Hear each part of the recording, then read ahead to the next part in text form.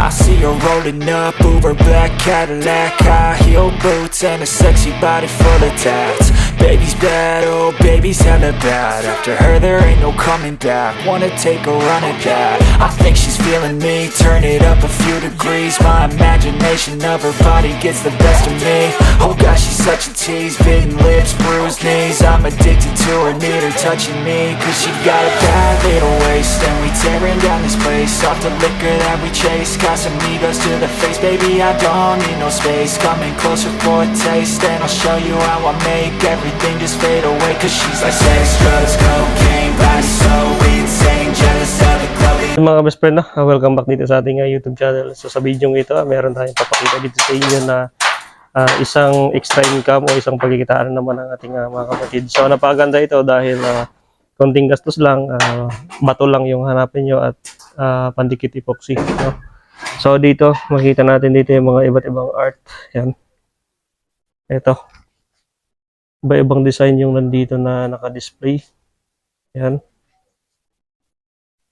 Yun, so ito yung raw materials na ginagamit dito. Ito yung mga parang chocolate stone siya.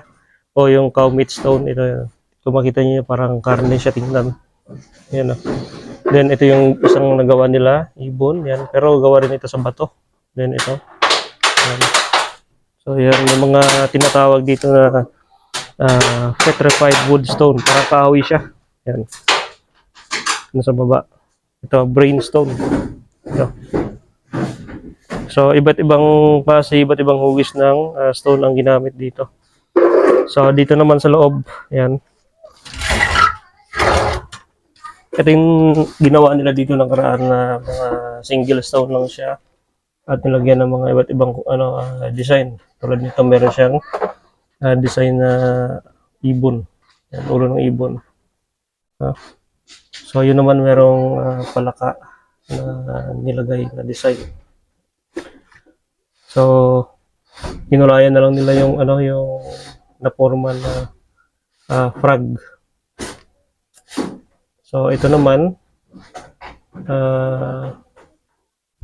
ibon din siya. Then dinikit-dikitan lang din ng epoxy, din nilagyan na siya ng nilagyan siya ng pintura. So, yun, ang ganda, iba-ibang design niya. So, ito yung nasa stante dito na makikita. Ito naman yung parang nasa picture frame yan. So, dito sa baba, isang kahoy na malaki. No? So, mga bato ito na mga rose stone. Yan.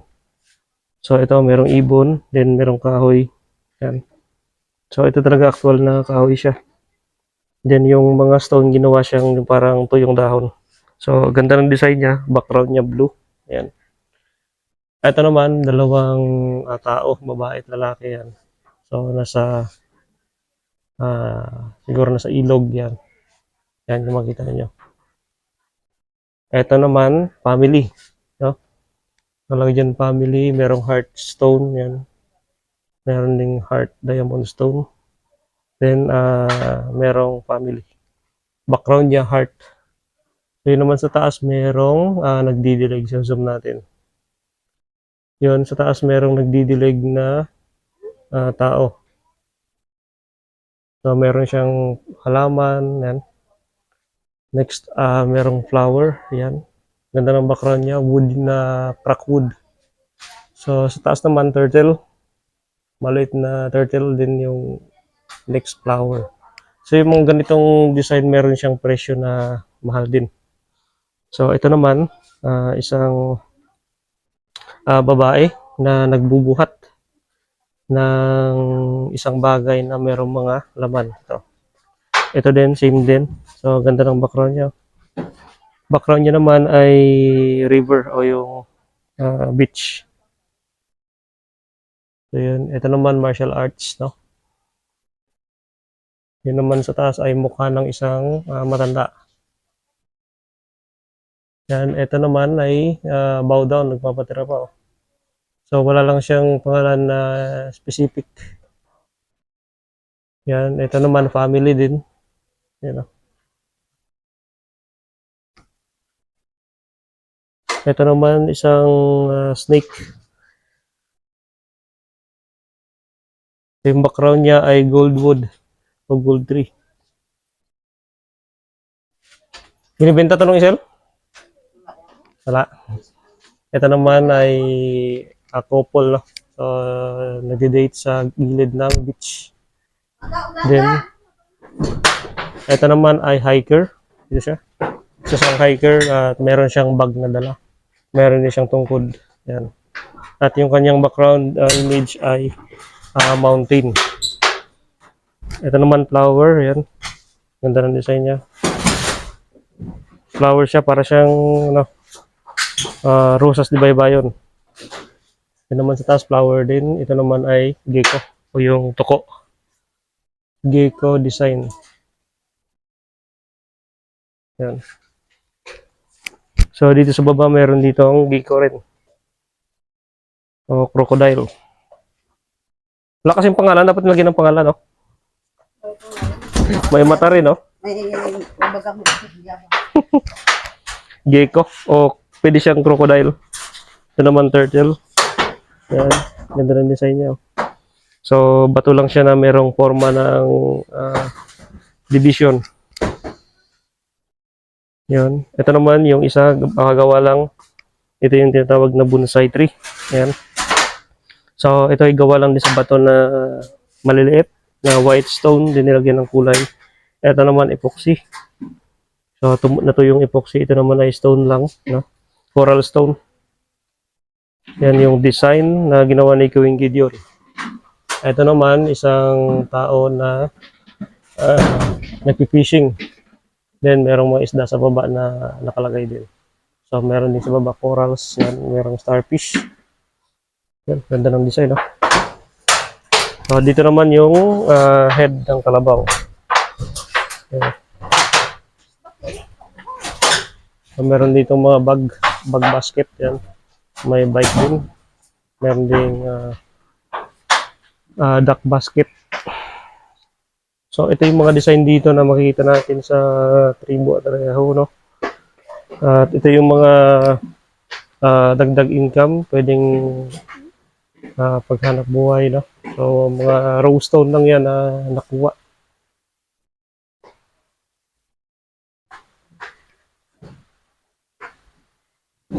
So yun mga best friend, no? Kahit sa mga ganitong design lang ay pwede siyang maibenta ng halagang 2,000 to 10,000. So actually ito, pwede maibenta ito ng hanggang 25,000. So unique yung design niya, no? Bibira lang tayo makita ng ganyang design at ganyang klase ng pagkagawa. So ito yung tawag dito ay bonsai tree. Yan. Ang gamit dito ay mga smaller stone lang na nilagyan lang din ng kulay, dinikit dito. At ito epoxy lang, yung parang mismong kahoy niya, epoxy lang yan. Then ito naman ang coral stone na ginamit. So yan yung design dito na nagawa. So marami pang gagawin dito ng mga unique design ng art of stone. So dito meron din ito Yamashita treasure, yan. Ito naman yung gold. So hindi to totoo, ito ay ano lang, pininturahan lang. So isa rin yan sa mga nakakaakit sa paningin. O dagdag ganda ng disenyo.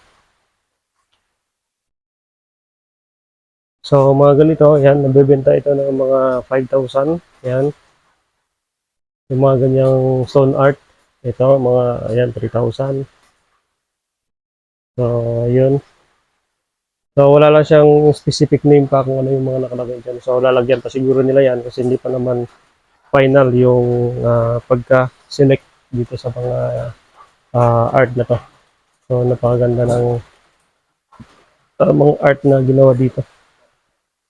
So yun mga ka-best friend, at idea naman sa inyo ito kung ano yung mga pwedeng panghanap buhay, no? Sa mga naghanap ng extra income, pwede ito. So dagdag extra income ito.